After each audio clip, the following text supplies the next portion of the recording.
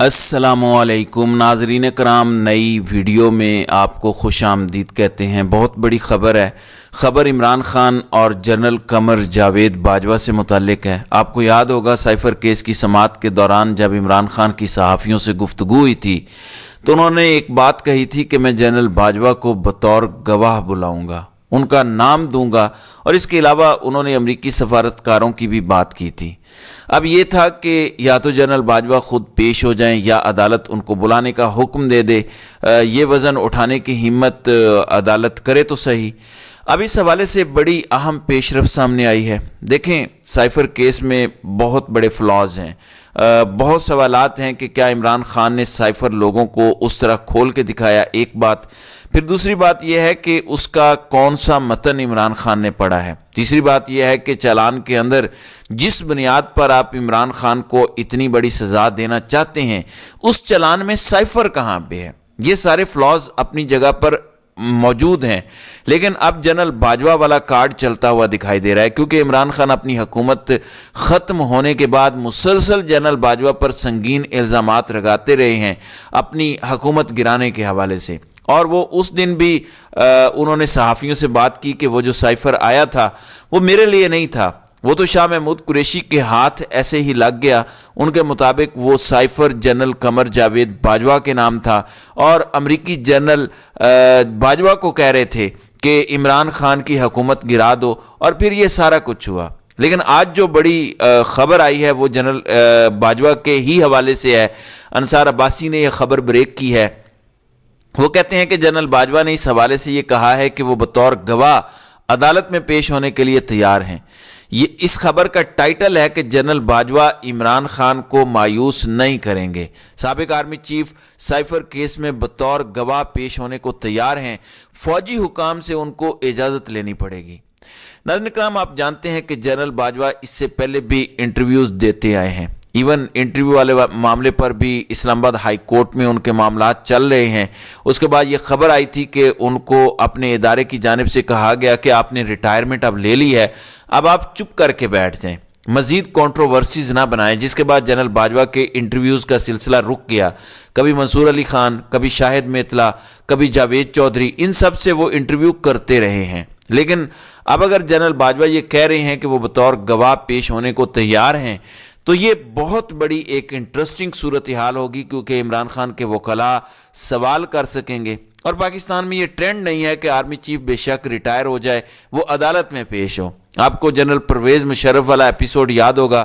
General Pervez Musharraf کو راستے سے ہی انہوں نے ملک سے باہر بھیج دیا تھا، اور جنرل باجوہ کے خلاف کوئی پاکستان کی عدالت کچھ بھی نہیں کر پائی تھی۔ بے شک اس نے آئین توڑا، بے شک اس نے جو کچھ پاکستان کے ساتھ کیا، پاکستان کے لوگوں کے ساتھ کیا، چند ارب ڈالرز کے عوض جو کچھ کیا گیا وہ سب آپ کے سامنے ہے، لیکن اس کے باوجود جنرل مشرف کو نہ پاکستان کا آئین کچھ کہہ سکا، نہ قانون کچھ کہہ سکا، نہ عدالتیں کچھ کہہ سکیں۔ تو پاکستان میں ایسا ٹرینڈ نہیں ہے کہ کوئی آرمی چیف پیش ہو۔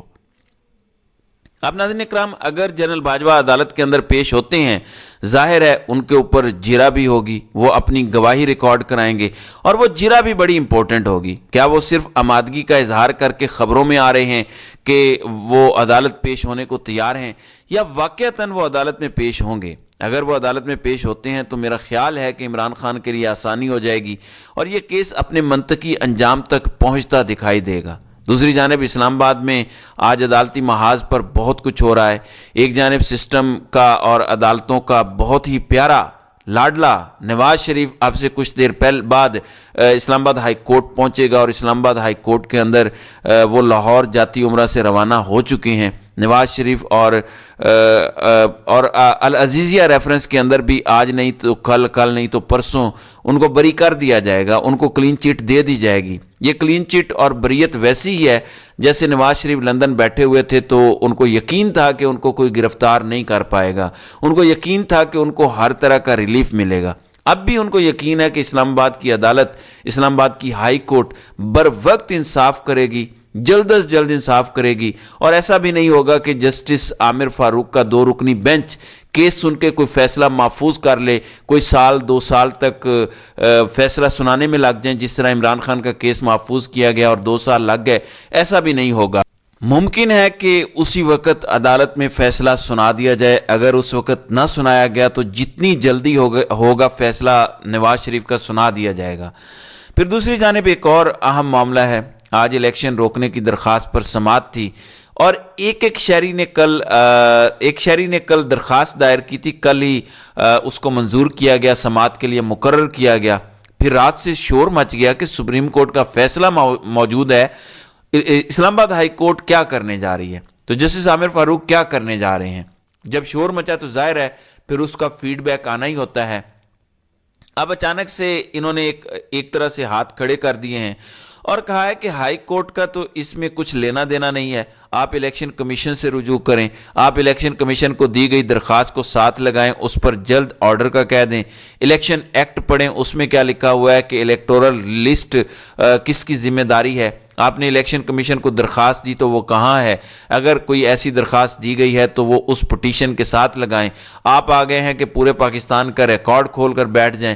इस सवाल का जवाब दें कि इंतखाबी फहरिस्तों की दुरुस्तगी किसका काम है। और उसके बाद इन्होंने यानी जस्टिस आमिर फारूक ने इस दरख्वास्त को गैर मुअय्यना मुद्दत के लिए मुलतवी कर दिया है। नाज़रीन इकराम, आप हैरान इस बात पर होंगे कि इस दरख्वास्त के अंदर बुनियादी जो आर्गूमेंट था वो ये था कि अफगानिस्तान के जो शहरी हैं उनके बहुत ज़्यादा शनाख्ती कार्ड बन चुके हैं, जब तक वो मसला हल नहीं होता पाकिस्तान में इलेक्शन न करवाए जाएं। अब आप हैरान इस बात पर होंगे कि आज उमर चीमा ने भी दी न्यूज़ में वही खबर छापी है, यानी जो वो मुहिब वतन शहरी अदालत में कह रहा है, उमर चीमा ने भी वही आज कहा है। और उनके मुताबिक हज़ारों ऐसे अफगान शहरी हैं जिनके पास माजी करीब में पासपोर्ट थे और ये पासपोर्ट खैबर पख्तूनख्वा, बलोचिस्तान और सिंध के शहरों से जारी किए गए। फिर उन्होंने वहाँ के अहम ओहदेदारान का नाम लिख के बताया है कि फ़लाँ मुज़ाकरात के लिए, फ़लाँ चीज़ों के लिए इस तरह किया गया। तो ये एक पूरे का पूरा माहौल बनाया जा रहा है, लेकिन इस माहौल से क्या फ़र्क पड़ेगा इसका हमें अंदाज़ा नहीं है। सिर्फ एक ही मकसद है, इलेक्शन से भागा जाए। अब हबीब अकरम साहब ने कुछ और सर्वेज किए हैं। दीपालपुर के अंदर NA 137 का उन्होंने सर्वे किया। उन्होंने लोगों से पूछा कि कौन सी जमात जीतेगी, तो उन्होंने कहा कि पाकिस्तान तहरीक इंसाफ, और ये 41% लोग हैं, जबकि मुस्लिम लीग नून के लिए सिर्फ 33% लोग थे। फिर हबीब अकरम साहब ओकाड़ा चले गए NA 136 में, लोगों से पूछा कि कौन जीतेगा। यहाँ पर भी कमोबेश वही सूरत हाल थी। 40% लोगों ने कहा कि पाकिस्तान तहरीक इंसाफ मुकाबले में, जबकि इसके मुकाबले में 34% लोगों ने मुस्लिम लीग नून की बात की। तो ये बुनियादी वजूहात हैं जिसकी बुनियाद पर ये सब कुछ कह रहे हैं। अब सिकंदर सुल्तान राजा आज भी कह रहे थे कि 8 फरवरी को पोलिंग होगी, इलेक्शन शेड्यूल अगले चंद दिनों में आ जाएगा। फिर वो फरमा रहे थे कि अवाम को याद रखना चाहिए कि आपके हाथों में वोट की ताकत है। अवाम क्या याद रखे, अवाम ने तो वोट डाला भी नहीं है। अवाम को पता है उसने किसको वोट देना है, किसको नहीं देना। सिस्टम बता रहा है कि नवाज शरीफ वजीर आजम बनेगा, चौथी बार बनेगा और पूरी ताकत के साथ बनेगा। इसमें लोगों की ताकत कहाँ गई? लोगों ने तो फैसला ही नहीं किया अभी तक, और सिस्टम वजीर आजम को उसको प्रोटोकॉल दे रहा है, उसके शगुन पूरे कर रहा है वजीर आजम वाले। तो लोगों की हैसियत यानी पाकिस्तान में जमहूर और दस्तूर हमें दिखाई नहीं देते। फिर वो कहते हैं कि इंतखाबात के हवाले से बेबुनियाद खबरों और अफवाहों पर यकीन न करें, शफाफ और पुरअमन इंतखाबात के इनेकाद के लिए पूरी तरह तैयार और पुरअज़म हैं। अवाम से अपील है कि वो इंतखाबी अमल में भरपूर हिस्सा लें। सर, अवाम तो तब हिस्सा लेंगे जब उनके लिए उम्मीदवार होंगे। पहले खुदा के वास्ते सियासी जमातों को हिस्सा तो लेने दें। तहरीक इंसाफ के साथ जो कुछ आप कर रहे हैं वो तो कम अज़ कम रोकें।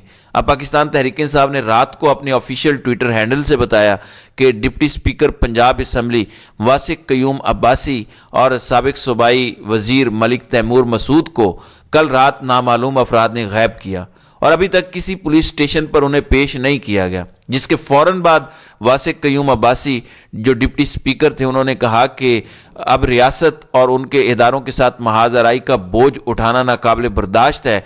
मैं रियासती इदारों के खिलाफ तमाम पुरतशद्दुद कार्रवाइयों और PTI की तरफ से पूरी कौम को गुमराह करने वाले बयानिए की नफ़ी करता हूँ। दूसरे लफ्ज़ों में उन्होंने कहा है कि मैं तहरीक इंसाफ से अलग होता हूँ और मेरी आप जान छोड़ें। अब शायद इस तरह से उनकी वापसी भी हो गई हो।